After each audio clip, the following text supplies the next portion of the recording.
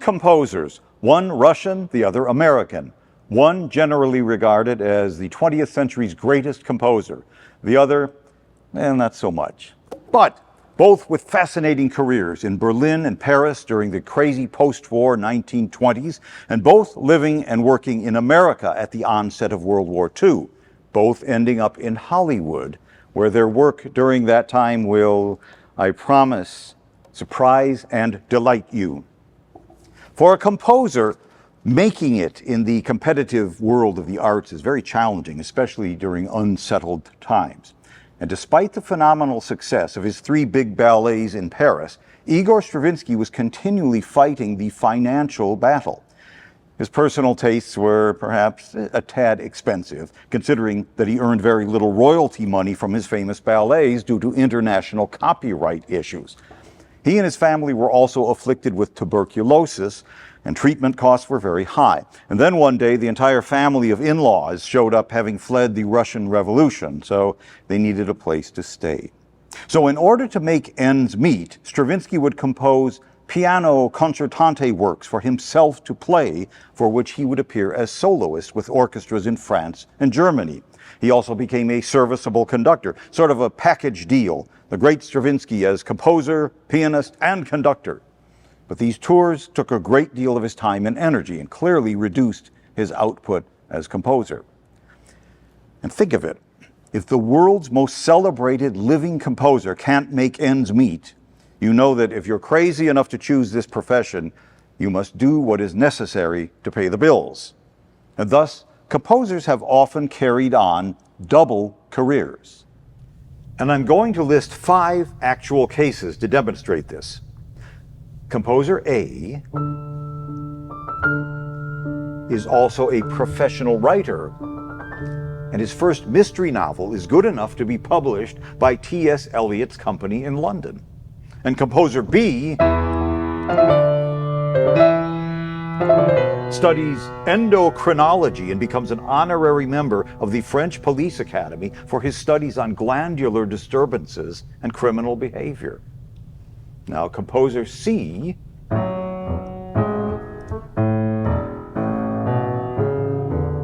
to pay his bills, he writes an advice to the lovelorn column for the prestigious Esquire magazine in Chicago. Now, composer D studies political science and military affairs and becomes an expert war analyst for a major U.S. newspaper. And in 1940, composer E uses his technical knowledge to invent and patent a radio-controlled submarine torpedo, and his associate in this invention is famous Hollywood actress Hedy Lamarr, whose first husband was a major military industrialist back in Austria.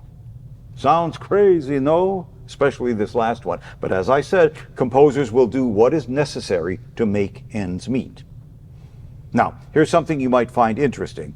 These 5 composers who achieved renown in these various fields, mystery writer, glandular expert, gossip columnist, war analyst, and torpedo inventor. Are you ready? They are all one and the same man. This guy.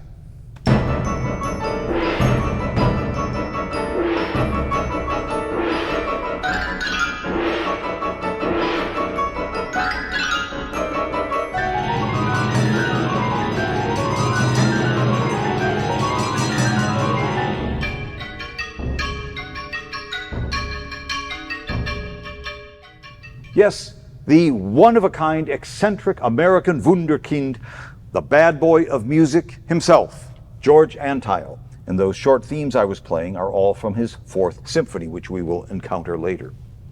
Antheil, born in Trenton, New Jersey in 1900, his family owned a shoe store, and as George wrote, they lived across the street from a very noisy machine shop, as you can tell from that recorded excerpt, which is Antheil's most famous or infamous work, his 1925 Ballet Mecanique. More on that in a bit. But back to Igor Stravinsky. Here's a man whose talent and vision are simply off the chart. In 1907, at age 25, Stravinsky finishes his Symphony in E-flat under the tutelage of Nikolai Rimsky-Korsakov. Here is a bit of the finale.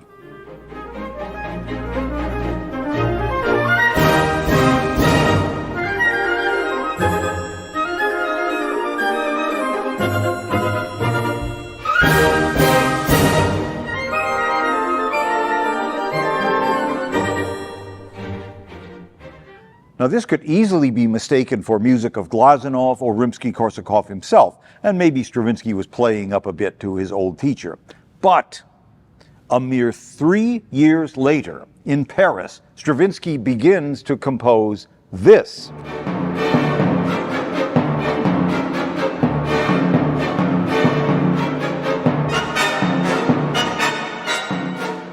How is this possible? This astonishing quantum leap in the basic conception of music. Stravinsky had been discovered in St. Petersburg by the great arts impresario Serge Diaghilev, who had established a concert series in Paris, which he took by storm with his Ballet Russes, the cutting-edge and chic exotic art that Parisian society craved. And in 1910, the 28-year-old Stravinsky dazzled them all with his masterpiece, The Firebird. In 1911, his next masterpiece, Petrushka, and 2 years later, his ultimate masterpiece, The Rite of Spring, regarded as the iconic musical work of the 20th century. All of these commissioned and premiered by Diaghilev's Ballet Russes. Not bad for a guy who had written just a few years earlier. But fate now interrupts in the form of the First World War, which disrupts Stravinsky's career. The Ballet Russes is financially strapped, as usual, and Germany is closed off to him in terms of performances and royalties. So Stravinsky and his family now move back and forth between Paris and Switzerland. And it is during this period that he writes what I believe may be his most fascinating music, much of it based on Russian folklore and customs, as his 3 ballets had been, the 3 big ballets. But now, due to wartime restrictions and his own evolving outlook, the works of this period are mostly chamber music, all of which show Stravinsky's stylization of these earthy folk materials distilled into intricate and technically advanced music. 2 of Stravinsky's standout works of this period are his L'Histoire du Soldat, The Soldier's Tale, for narrator, dancers, and 7 instruments, and Renard, a burlesque, the tale of the cunning fox, for 4 singers and 15 instruments. And if you don't know it, you should hear it. In Renard, Stravinsky wrote a major part for the cymbalum, the Hungarian hammered dulcimer, which fascinated him. And around this same time, he was introduced to jazz. So you combine all of these elements and the cymbalum and the inscrutable mind of Igor Stravinsky, and you get this, his Ragtime from 1918.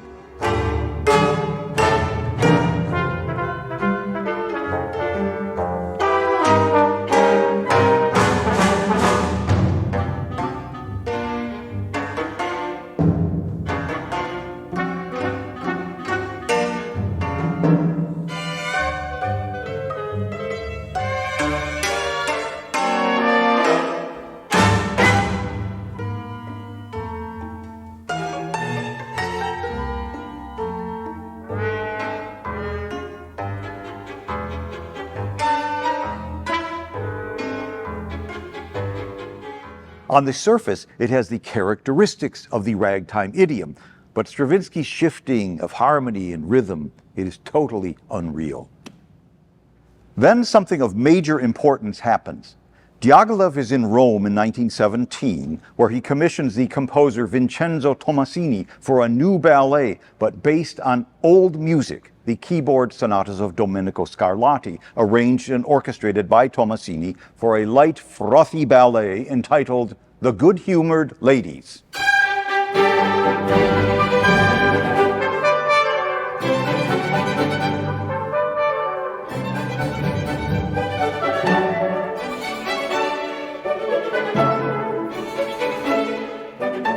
This new ballet, The Good-Humored Ladies, is a huge hit in Paris.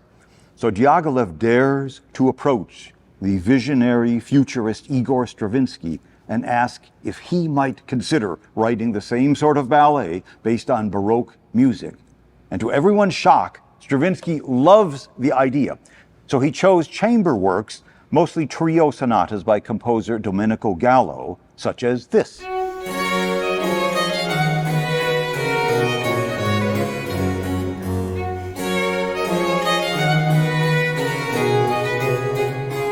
And he Stravinskyized it to this.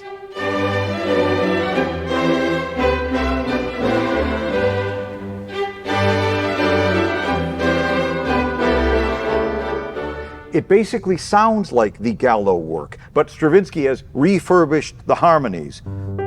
You'll notice that this note, the B, which is the third of the chord, is present in every one of these chords.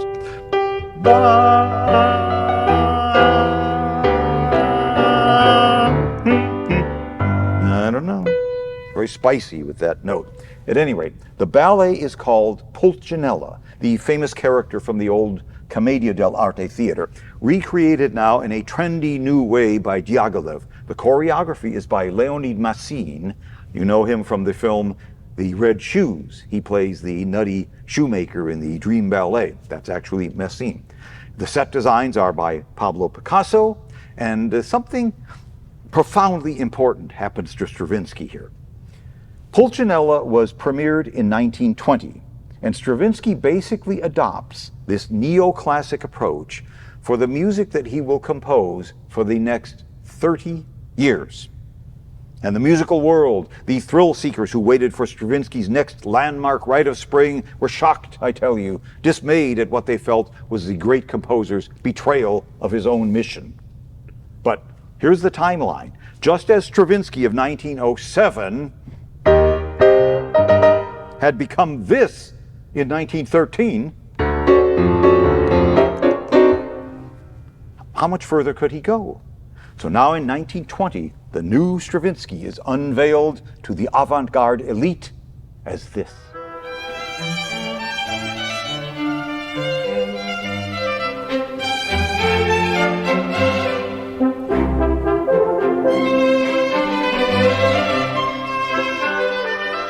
But Stravinsky would not keep writing in such an obvious Baroque idiom. Rather, he found that the overall clarity and construction of Baroque music was the ideal model for his own music, reordering and redefining his own rhythmic, textural, harmonic, and contrapuntal skills, leaving behind the old Russian primitivism and clearing his mind, as it were. He did an interview where he asked the journalist, quote, "Does my appeal to the 18th century surprise you? I am running away from Romanticism, but what I found in older music is Stravinsky, only Stravinsky." To be continued.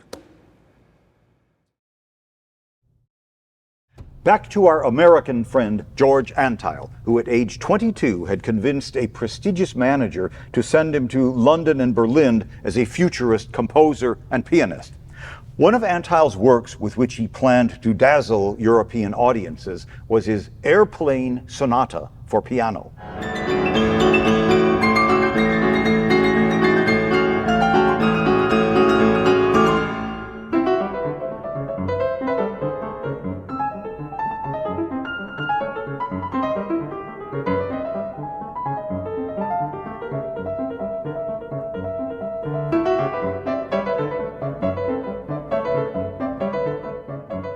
And in that last soft passage, you heard the left hand of the piano play a repeated pattern of 6 notes.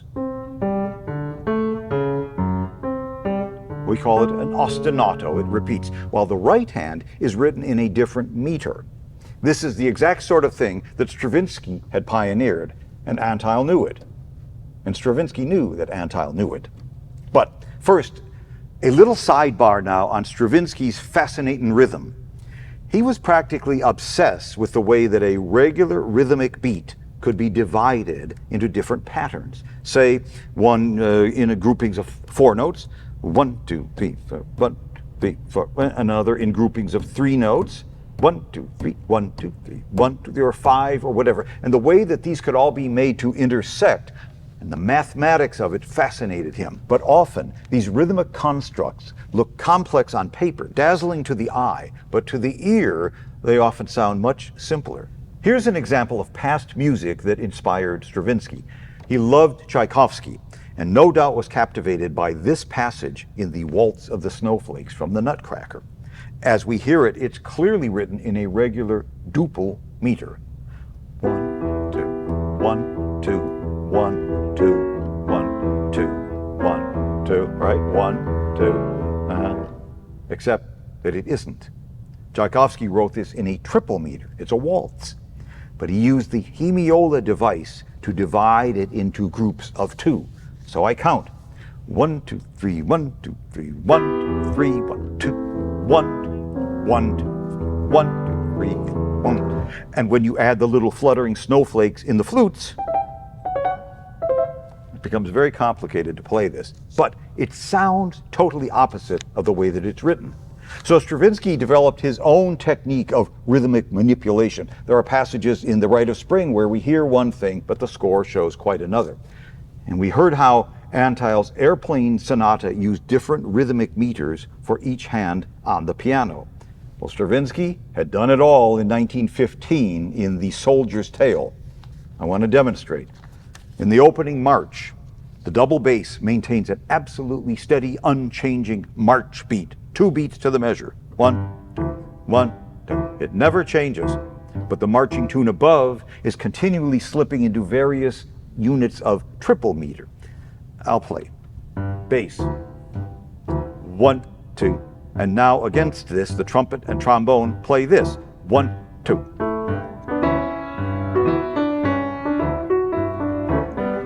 1, 2, 3, 1, 2, 3, He shifts what I counted there, these 2 measures into a very quick triple time, like 1, 2, 3, 1, 2, 3, 1, 2, 3, 1. But the bass keeps playing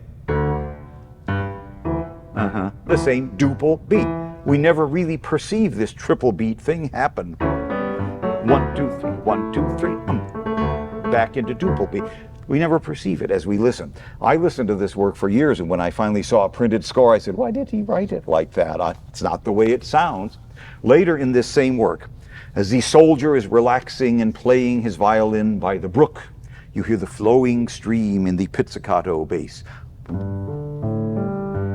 Again, 4 notes in a clear pattern of 2 beats per bar. 1, 2, 1, 2. And again, Stravinsky tosses in a few measures in a quick triple time that cut across this steady beat bass pattern.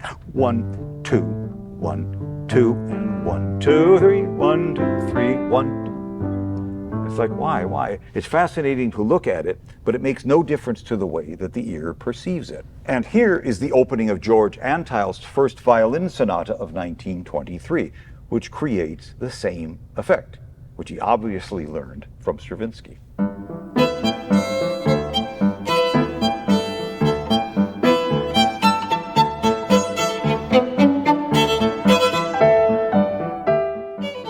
Okay, so Antheil ends up in Berlin in 1922, where it so happened that Stravinsky was staying, waiting for his mother's arrival as she fled post-revolutionary Russia.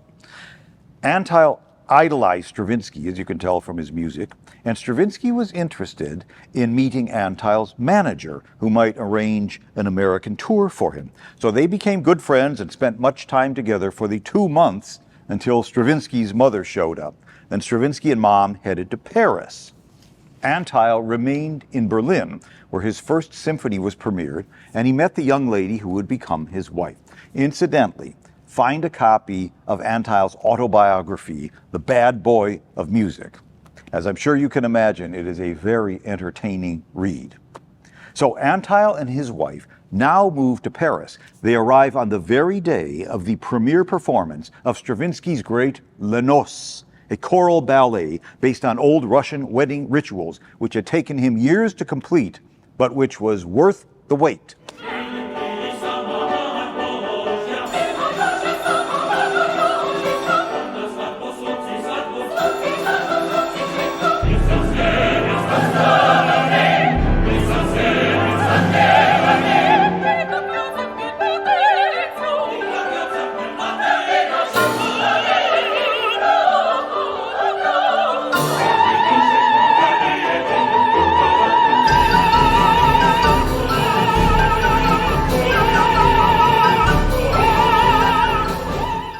Stravinsky invited the Antheils to the performance that night, June 13th, 1923, and they spent the next day together playing around with mechanical pianos and things, which fascinated both men. But Stravinsky had written Les Noces that was 4 standard grand pianos and percussion, a combination which became very popular with future imitators.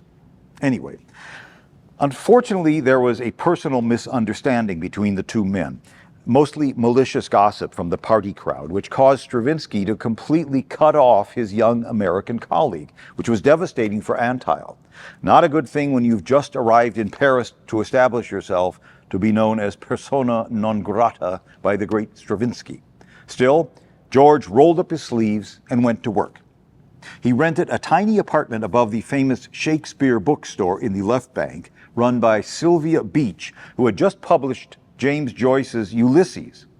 So George was right there in the swing of things, along with Joyce and Ezra Pound, Gertrude Stein, Hemingway, Ben Hecht, T.S. Eliot, Picasso, Miro, the list goes on. And he soon learned that the salon events, the parties, the chamber concerts, the poetry readings were really the way to get your name around town. The French critics were essentially ignored. Now, in 1923, same year, Igor Stravinsky wrote and premiered his Octet for 8 winds and brass instruments. It was the latest of his scaled-down, classically constructed works, which continued to divide audiences and critics. But, in a way, this is exactly what Stravinsky had expected. So Stravinsky addressed the issue of his new style in an article entitled "Some Thoughts on My Octet." And he mentioned the, quote, rigidity of form and how all expressive nuance has been ruthlessly excluded in favor of frozen volumetrics and strict tempo relations. This music is sufficient into itself. And here it comes. Music is only able to solve musical problems and nothing else. Neither the literary or the picturesque can be in music of any real interest. The play of musical elements is the thing. Like the interplay of 1, 2, 3, 1, 2, 3. And dare I continue? For Stravinsky said this about another of his recent works, quote, "It is futile to look for passionate impulse or dynamic brilliance in it. The music is not meant to please an audience nor to arouse its passions. Nevertheless, I had hoped it would appeal to some of those persons in whom a purely musical receptivity would outweigh their sentimental cravings." But did he really mean this? Was he denying that music might be written in response to one's emotional experience? Well, stay tuned for future developments on this topic.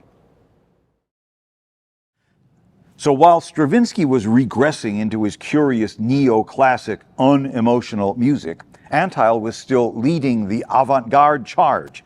Now, they're both still in Paris. This is October of 1923, same year. Antheil performed a concert of his own piano music, attended by everyone who was anyone in Paris. I actually think Stravinsky attended. And what good was a modernist concert without a riot, the badge of honor in fashionable Paris? So according to Antheil, quote, "Midway through my piano sonata, someone in the front row started a cat call, and the guy next to him punched him in the jaw. Then bedlam broke loose. People punched one another freely. People were fighting in the aisles, yelling, clapping, hooting, pandemonium. Eric Satie kept yelling, 'Quelle précision! Quelle précision!' People in the balcony were pulling up their seats and dropping them down onto the main floor. The police arrived, and any number of surrealists, society patrons, and people of all descriptions were arrested. I finished playing, calm as a cucumber. Paris hadn't had such a good time since Stravinsky's Rite of Spring 10 years earlier." In 1925, Antheil completed his magnum opus, the Ballet Mecanique, for multiple synchronized pianos and percussion. Sound familiar? So, on a very hot evening in 1926, the work was premiered in a grand salon-style performance, creating a sensation among the avant-garde set. The champagne flowed freely, and the hostess who had sponsored the event was last seen by George, quote, "being tossed up and down in a blanket by 2 princesses, a duchess, and 3 Italian marquesas.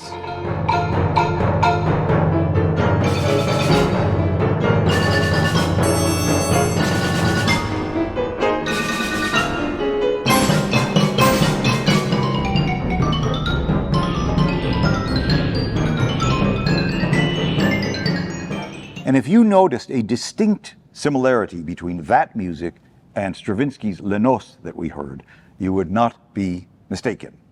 But I must say that Ballet Mecanique is meticulously designed and very well crafted.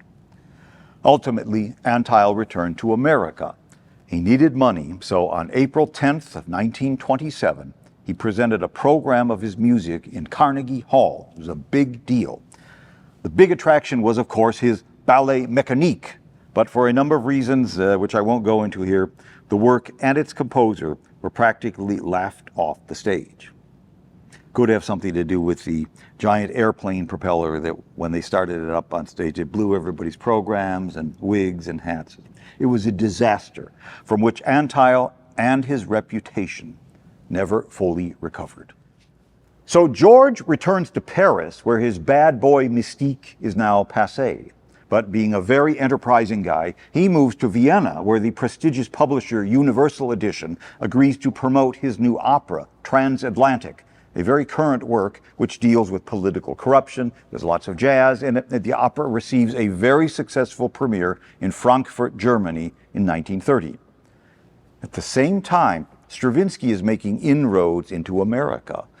A couple of concert tours, and a very important commission from conductor Serge Koussevitsky for the 50th anniversary of the Boston Symphony in 1930.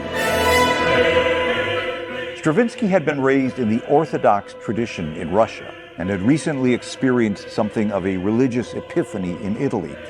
He had now reconnected with his faith, which became the driving force in fulfilling the Boston Commission, his 3-movement Symphony of Psalms, based on the biblical text for chorus and orchestra. And Stravinsky's keen ear for matching instrumental timbre and color to his musical concept resulted in an orchestra with multiple woodwinds and brass, plus timpani and bass drum, harp, 2 pianos, and in the string section only cello and basses, no violins or violas, which he regarded as too warm and expressive. And yet, in the final moments of the symphony, there is a sense of radiant, suspended awe, a serene processional, with the chorus chant floating over the massed winds and cello, an austere, warm, reedy, ancient timbre, while the timpani, the pianos, and the harp toll underneath like giant bells.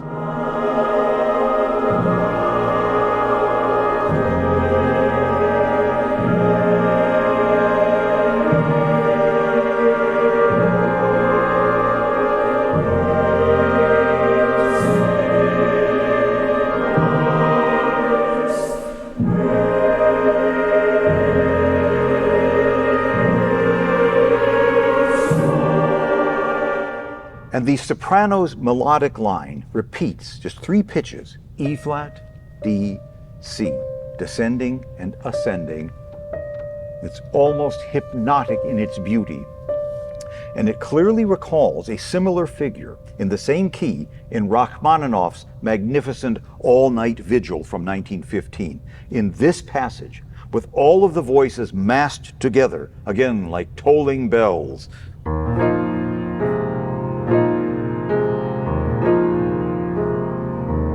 while above the sopranos singing the same 3-note figure that Stravinsky would use, the same 3 pitches, but in a quicker, more flowing tempo, like so.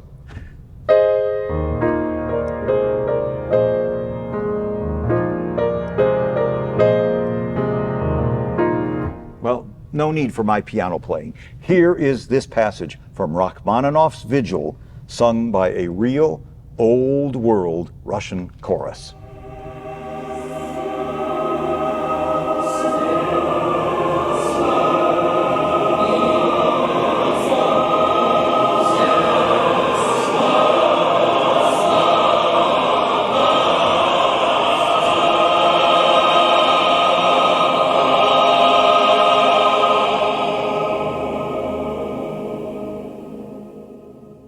And as if to evoke this same resonant aura in the Symphony of Psalms, Stravinsky's winds and trumpets are massed together to create these harmonies.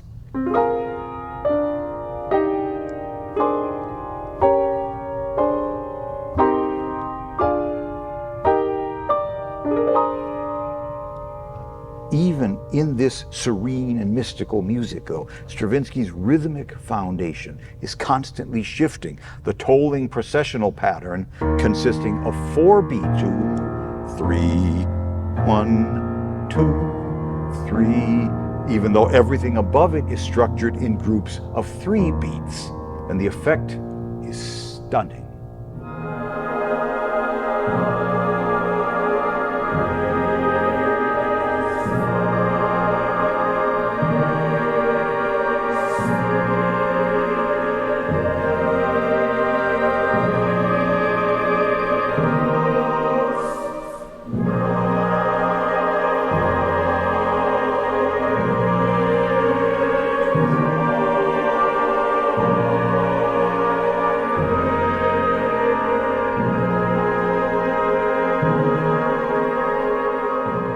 The man who wrote this said that music should not rouse our emotions. Yeah. Anyway, both Stravinsky and Antheil's career prospects in the Weimar Republic in Germany would come to an end with the rise of the Nazi Party. No modernist music was allowed, especially the American jazz idiom. So both Stravinsky and Antheil settled in America. Antheil in 1933, Stravinsky in 1939. His wife, eldest daughter, and mother had all died within a 7-month period. Plus, his standing with the Parisian public had fallen. This, combined with a year-long offer from Harvard as a distinguished lecturer, clearly meant that it was time for Stravinsky to leave Europe behind and relocate to America. And this is where our story gets really interesting. Antheil was in New York, now writing his gossip columns for Esquire magazine under a pseudonym, and writing an occasional film score for the Astoria Studios in the Bronx. But both Stravinsky and Antheil suffered from chronic health problems. Stravinsky from tuberculosis, Antheil from pneumonia. So, they loaded up the cars and headed to sunny Southern California. The Antheils in 1936, the Stravinskys in 1940. And they saw plenty of the Old West and Mexico on the way. And for a while, they lived in Beverly Hills, 5 blocks away from one another, never meeting or speaking, until one day in 1941, Stravinsky ran into Mrs. Antheil in the produce department of the local grocery store. They had a lovely chat, and all was forgiven, whatever their disagreement in Paris had been about. So that wraps up our chapter 3.